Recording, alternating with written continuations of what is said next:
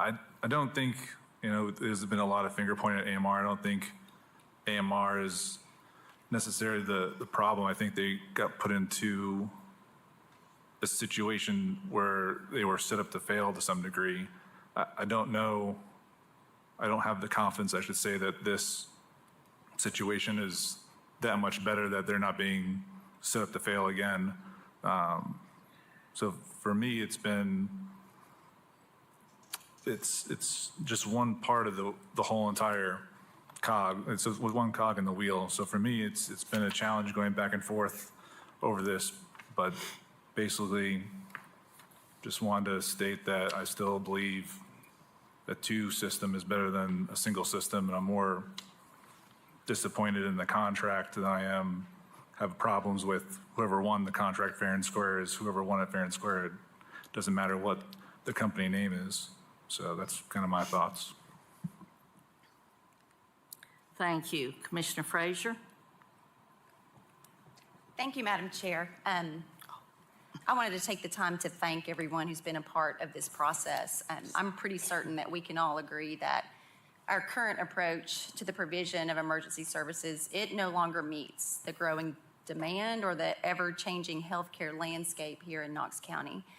And it's going to take time and a collective effort to address all of the factors that contribute to the challenges that we're facing. I know that a great amount of work on this effort has taken place. We started with an assessment of emergency services by Fitch. We developed an RFP. There was review and scoring, an update of the contract, bringing forth the review committee's recommendation. Overall, I just want to state that I think that there was process integrity.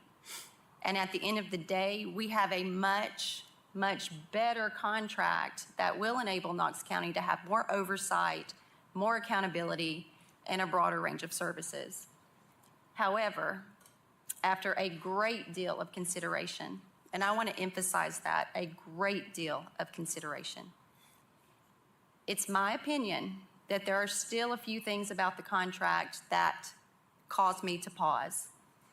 Even with paramedic quick response vehicles to provide treatment while a transport vehicle is en route, and even with the understanding that recommended response times are the ceiling, not the floor, I would have liked the RFP to be based on the CFAI response time baselines and benchmarks provided in the Fitch report. I would have also liked to have seen more zones countywide in the deployment plan. I'm not in favor of increasing penalty times. I would have liked a bond amount equitable to the subsidy, despite industry standards. I also think that because the landscape of emergency services and healthcare in general is constantly changing, that the terms of the contract should reflect such. These are all things that I did ask to be considered, but understand could not be included because they were not a part of the RFP, and Commission was not a part of that process. I was happy to see that my recommendation for peer agency surveys was included in the revised contract, so thank you for that. I've said this often, that interagency communication is key, and it will continue to be the key to success. So like Mr. Commissioner Ward said, it's not so much the recommendation out of the committee, it's just I take pause with the contract. So with all this said, I just want to state that I have made the very, very difficult decision to respectfully vote no. I want to say one last thing though, that no matter how the votes fall, I have always been and I will continue to be committed to working with all agencies to ensure that we as a county are continually improving and adapting our approach to emergency services provision. Thank you. Commissioner Jay. Thank you, Madam Chair. I too prepared some notes just because this has been an amazingly dense process. I know all of us have read so much and talked to so many people, and there's a lot to digest. I also want to echo, I know how much work has been done by the Jacobs administration, our procurement team. This is not easy. Your efforts are absolutely not unnoticed, and you guys do an amazing amount of work every day. I appreciate that. There is a lot of good that's come out of this process. We will have a new medical director that will be focused and will be a Knox County employee to oversee the operations. That's a huge improvement, and I hope that person is found and they are a great asset to us. I think it is a very good thing that Knox County E911 will take over dispatch. It will own the software and the data. I think the dispatching will improve, and I think that they will focus on constantly analyzing the data, and I'm happy to know that we will drive that system. The overall contract the new contract is better. It's more modernized, helps address the state of our current healthcare system. There's some good things that have come out of this process. I do have to say, like my colleagues, I'm a little disappointed that where we are right now. We as commissioners, we weren't included or consulted on drafting the key elements of the RFP. There are a lot of things that I wish were different when we started this process and got the vendors to bid on it. Like Commissioner Ward said, I really do think we could have had multiple providers supporting different services, giving bidders an option to bid on some or major or all those services, and having multiple vendors work together. We're growing too fast to rely on one. I still can't understand why we're giving private insurance a subsidy and helping them out by capping reimbursements, for the free market enterprise system. It's against every notion I have for free market principles, and I think it would cost us less. And we weren't involved with the selection of the committee that scored it or was part of that process. I would have loved to have seen more representation from key stakeholders and more key comparative metrics, past performance, financial health, employee relations. The list goes on and on. But because of the structure of the process and for other reasons, I get it. The legislative body wasn't afforded the opportunity. We can't amend the terms, change the contract, determine the vendors, or make any alterations in the process. We're in a corner. We're asked against a rush timeline to just say yes or no. That's where we are, and that's part of the structure of government. So I understand it. But from where I sit, it's hard for me to not take more into consideration. I, like Commissioner Frazier, represent nearly 500,000 people, and my job is to make the best decision for everyone. Throughout this process, I've heard from so many people across from Knox County, seniors, EMS professionals, first responders, hospital administrators, nurses, patients, caregivers, everyday citizens who've used the ambulance service. And I want to thank them for having really candid conversations over the phone, via email, in the field, nights and weekends. And something that struck me as I reviewed a lot of those, and I put all this together and stayed up a long time last night, in over the 100 conversations and emails that I had documented, only one person had anything positive to say about our current ambulance provider.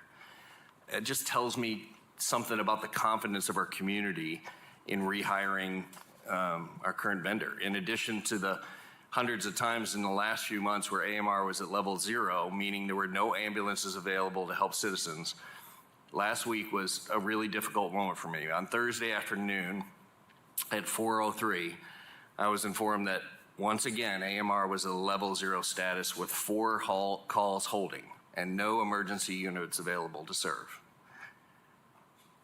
Let that sink in for a second. Normal afternoon, no major crisis, no major crashes, no natural disasters, nothing out of the norm, and the situation was so strained on a normal day, I can't imagine what it would look like during a crisis. I respect the process that brought us to this decision, I really do, but I've lost confidence personally in AMR as an ambulance provider. I believe our community has as well, and I will vote no on this contract approval. If you get 6 votes, AMR, good luck. If you get the opportunity to work in Knox County, I wish you the best. I'm just 1 vote out of 11. If that's the case, I really do hope you prove me wrong. I hope you are very successful. I hope you take care of our citizens. However, I think Knox County needs a new path forward and a new ambulance provider, and I'll be voting no tonight. Thank you very much, Madam Chair. Thank you. Commissioner Schoonmaker? Thank you, Madam Chair. I've got a couple of questions for Director Parton.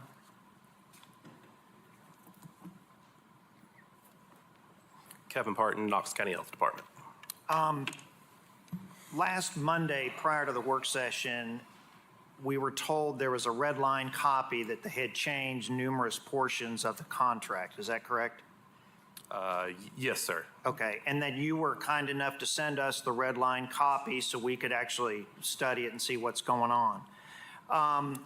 Do you by chance have a copy of that red line contract? No, sir. If No. not, okay. Yeah.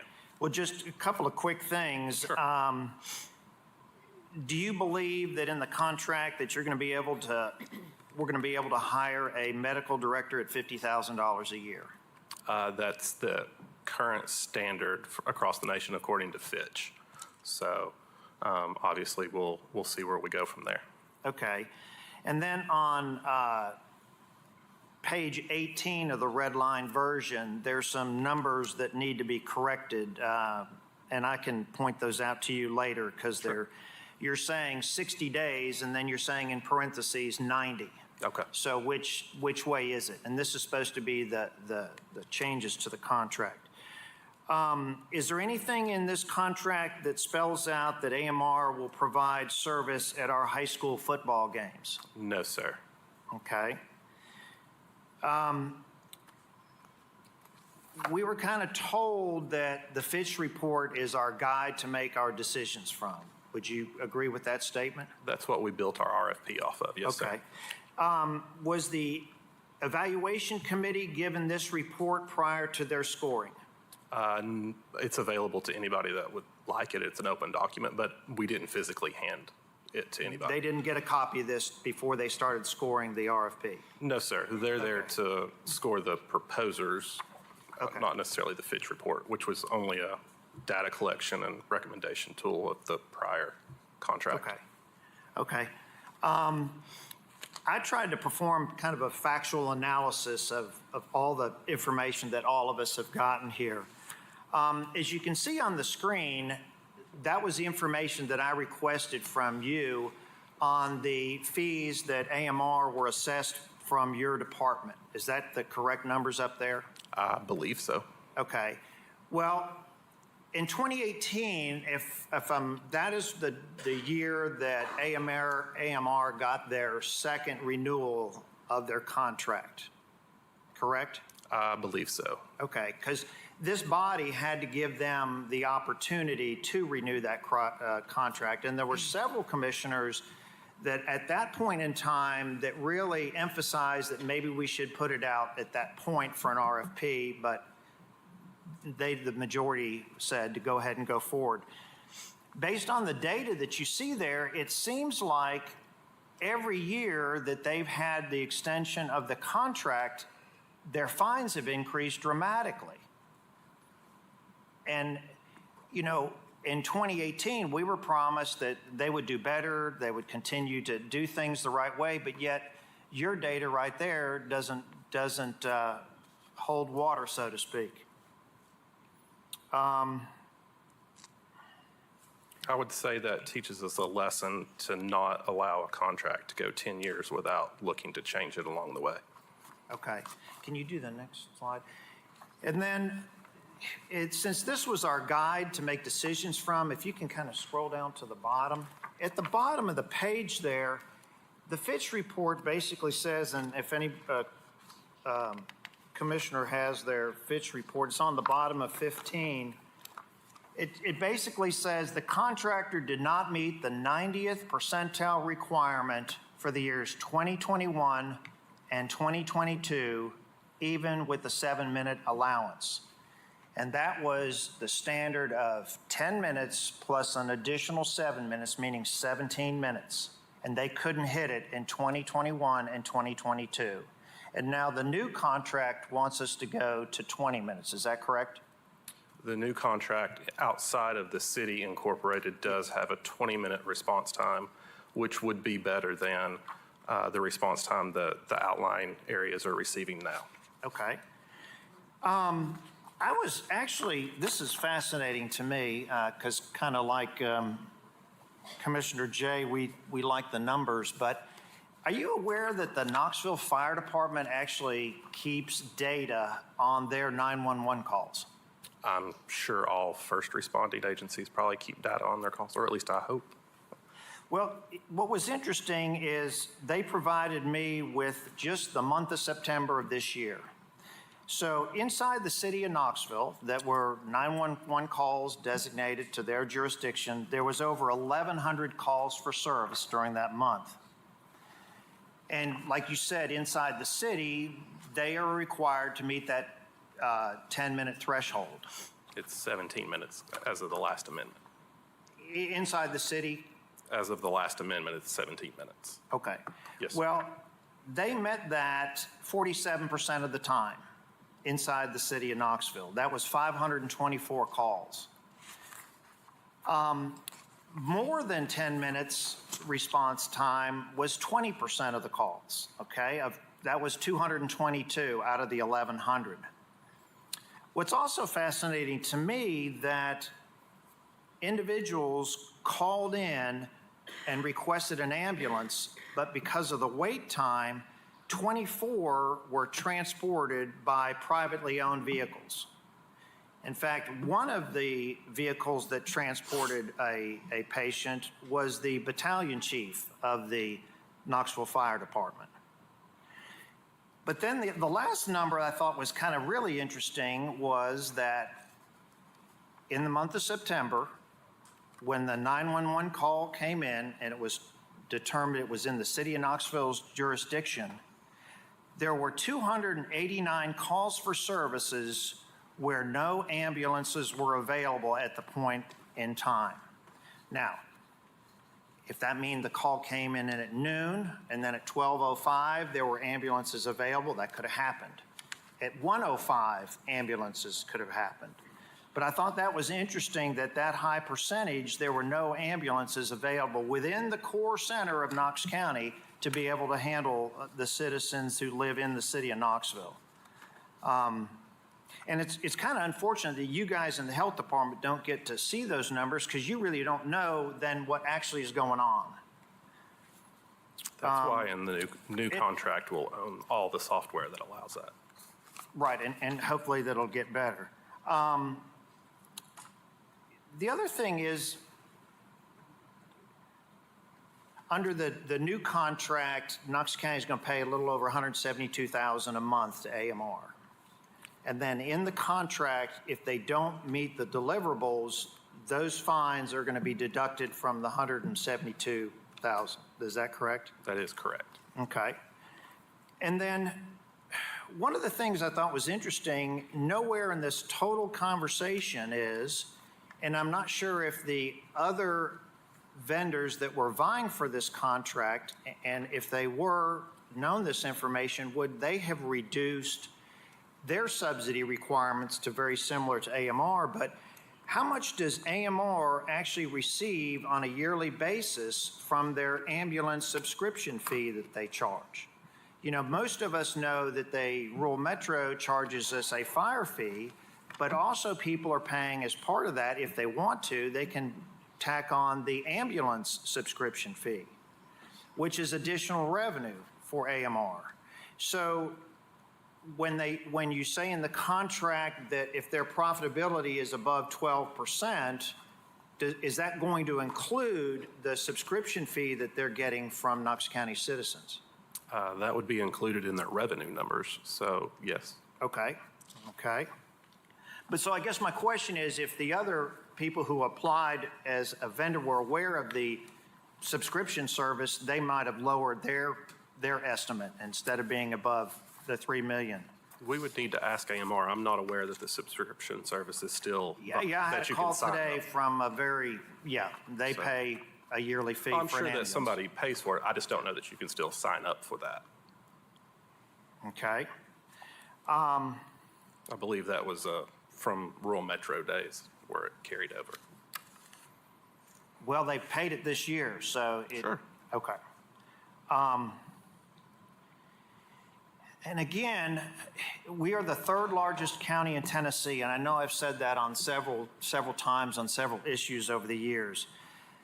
But I'm kind of like Commissioner Jay and Commissioner Frazier. I feel like we're taking a step backwards with this new contract. And, you know, we should have been going, instead of increasing the time for the rural areas, for Ritchie's area and stuff, and Commissioner Lee's area to 20 minutes, we should be going from 17 minutes down to 14 minutes. We should be trying to do better to get that service to the constituent who needs it on a timely basis. And again, if this contract goes through, they're not going to hold Mayor Kincannon or Mayor Williams or even Mayor Jacobs' feet to the fire. They're going to hold, the community is going to hold the 11 members of this body's feet to the fire if this doesn't work out. So after completing a factual analysis, I am not in favor of supporting this contract renewal, or a new contract, excuse me, for AMR. Thank you, Madam Chair. Thank you. Commissioner Beeler? Thank you, Madam Chair. Well, this is one of those votes, you know. I sat in this seat for 5 years and cast quite a few votes. Some of them are tough, man. Some of them are, you really remember them because of just how you labor over deciding. This is definitely one of those votes. And I guess in a way it is what we sign up for, because we want to be part of the decision-making process that affects Knox County.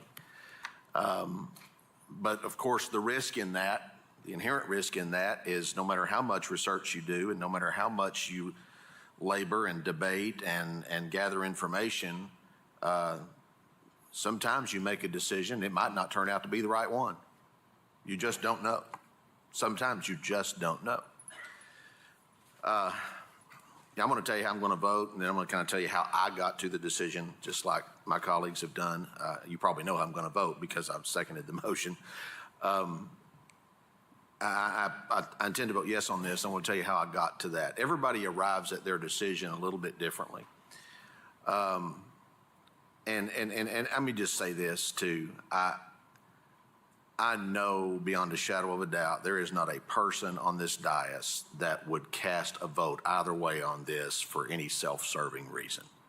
I know that about these people. That's not in the equation.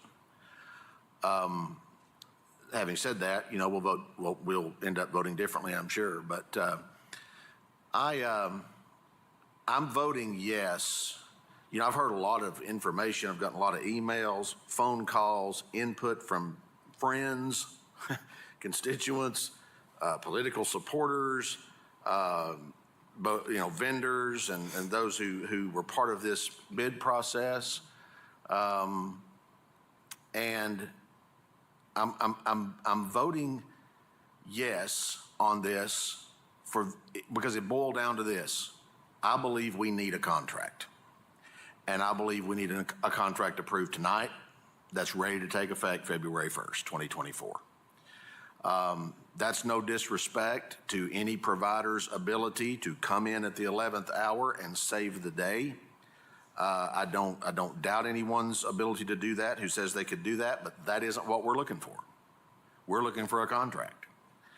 In Mayor Jacobs' words, we need a contract that is fixed and stable.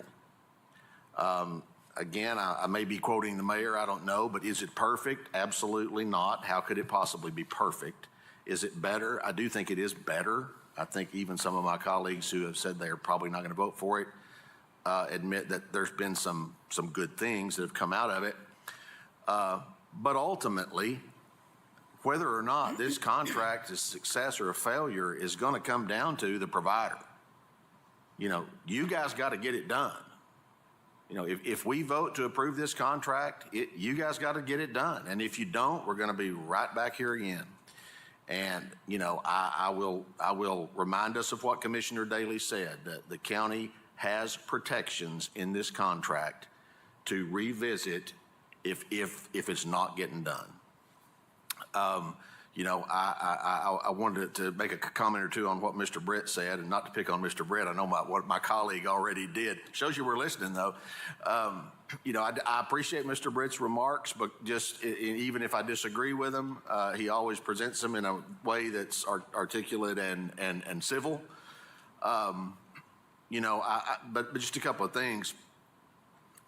The cowardice part, listen, depending on your motivation, a yes or a no vote could be cowardly in a case like this. So I don't think that necessarily has to do with which way you vote.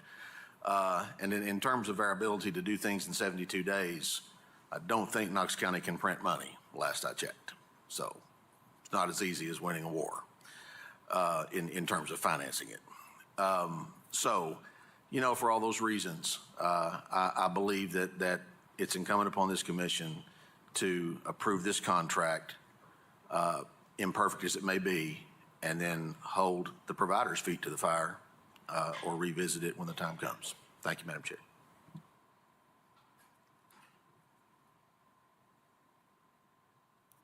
I do have a few comments I'd like to make.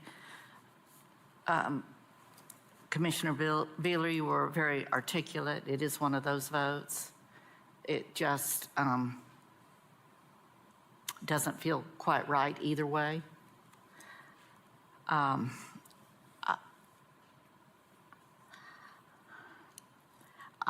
am going to move forward on this, and like Commissioner Beeler, I kind of feel the need to tell you why also. Not because I think everything's going to be perfect. I know that we've got a long way to go. But I do appreciate that this is a new contract and that we have safeguards built into this that we did not have before. I think that is of critical importance. I appreciate the fact that I don't appreciate the fact that after that the contract was written, and then if any of us wanted to propose any changes, that it was not impossible but extremely difficult to do. I do respect the integrity of the process, but I do hope in the future that there will be a little bit more involvement from and input from commissioners. That made it very difficult for us, although I appreciate in the other realm the fact that perhaps you were trying to protect us. But either way, we are the ones up here having to take it. In your effort to protect us, perhaps was not what we all hoped that it would be. And when I say protect us, I mean protect us from any undue influence in this. I do appreciate that we have the out contract. I'm not pretending for a minute it wouldn't be very difficult to pull, that it would cause a lot of disruption, but it is there if things do not work as we intend for them to work. I do appreciate the fact that we are going to have our own medical director, and that medical director is going to have full access to software that we are going to own, and we are going to be able to request and run numbers ourselves so that we will know if this situation is in fact improving or not. I do appreciate the stepped up accountability with the quarterly reports that we're going to be getting. I do appreciate the fact that out of our subsidy that we will be paying every month, that fines will no longer be excused or forgiven, that it will come off of the top of that amount of money. I think that all these things serve to prove to whoever the next contractor would be that we mean business, and that if we don't get it right this time, that it's not even going to be a 5-year process. Another thing that I very much appreciate that I wish were further along in the process, but I'm glad it has at least started, is our healthcare task force. And if you could, Mr. Parton, just very, very briefly, please explain to especially those that are watching what that task force is in fact charged with doing, recognizing that this issue is not just an ambulance issue, but it is truly a healthcare issue. Sure, absolutely. So what I charged Mr. Hamby to do was after the Fitch report came out and we started to realize the issues and the problems that are surrounding not just EMS, but the healthcare community itself, was to get some stakeholders from each one, start out very small, identify issues that they're seeing, and kind of, as Commissioner Frazier talked about, break down the silos of what's actually going on in our healthcare system. At their first meeting, they actually found, I think, 4 issues in terms of discharge, behavioral transports, which we know, the culture of low acuity patients being driven into the 911 system or into the ED when they didn't necessarily need to be there. And then, of course, everybody's hated word, staffing. And so what they do is they've only met. And who is they? Excuse me. So this would be members from each one of our hospital partners, and then AMR currently attends as the EMS provider. And then once they isolate a problem, for instance, discharge, the hospitals are working on getting data for us so that we can analyze that to see where the gaps might be that we could fill perhaps as ourselves. Do we need to look for a service to help with that? The second meeting was about behavioral transports, just behavioral patients inside the ED itself. And so what we do is we take the next meeting and we bring those partners in. So they had all of our local behavioral health partners come in and work with not only the hospitals, but with AMR. You know, how can we divert that individual from the ED? So that's kind of the charge that they have. And it's, so far we're getting there slowly, unfortunately, but All sure. right. And the role of the health department is actually one of a facilitator or organizer. Yes. We're the neutral ground. Right. of You actually have no fault. authority to make anyone do anything. We do but not. in fact, can call Yes. what it is, and put it out there with the good faith that all the providers will do. Yes, everybody's try to working in the same Fill direction. it. Thank you. Commissioner Lundy?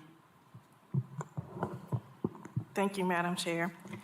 I'm being kind of quiet on this, just really listening and to everyone's thoughts. And I totally get where my fellow commissioners, Commissioner Frazier, Commissioner Jay, and Commissioner Schoolmaker is coming from. I also understand where Commissioner Beeler and Commissioner Daly's coming from. As a person who works in healthcare for the past 18 years, it's bad out there.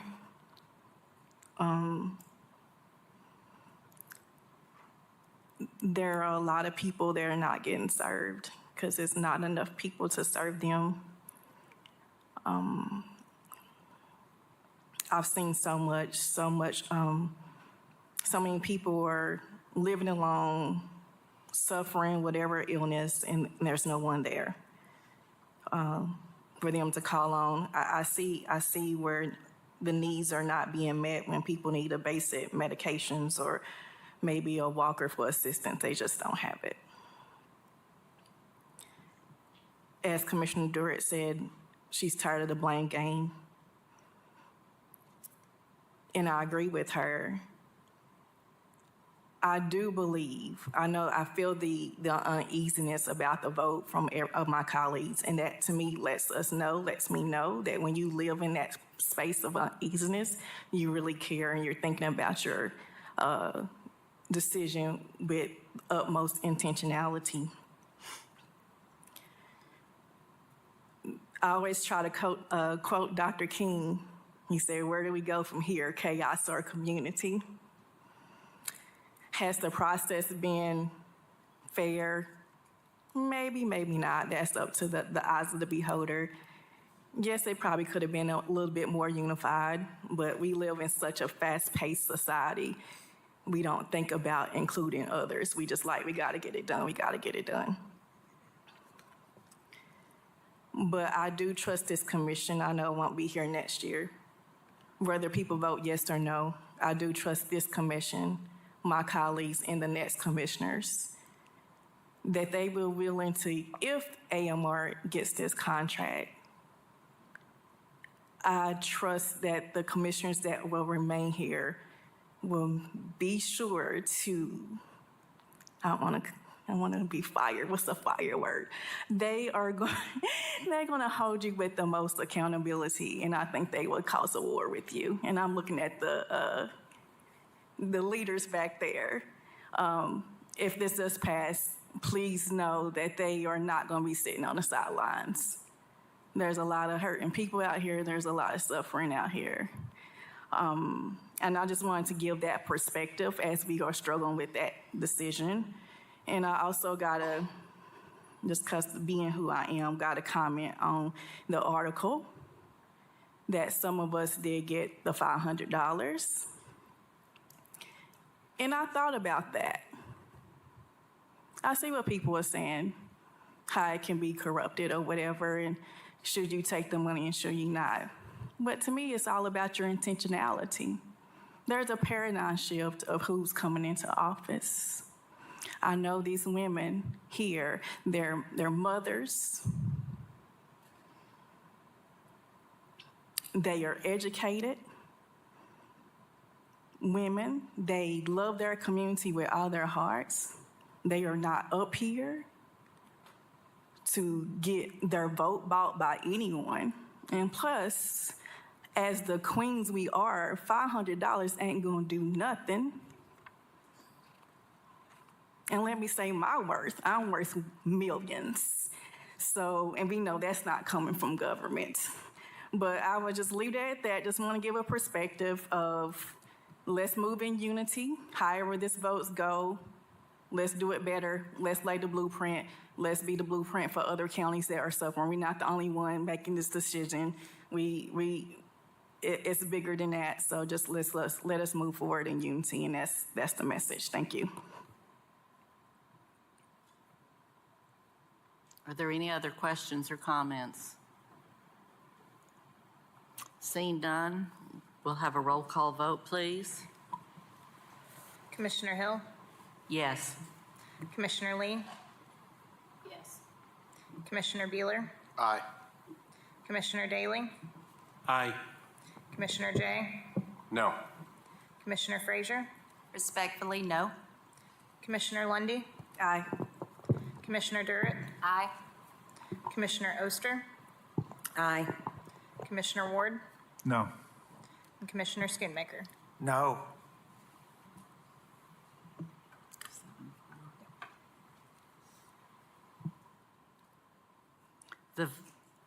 The motion to have AMR be our next vendor passes 7-4.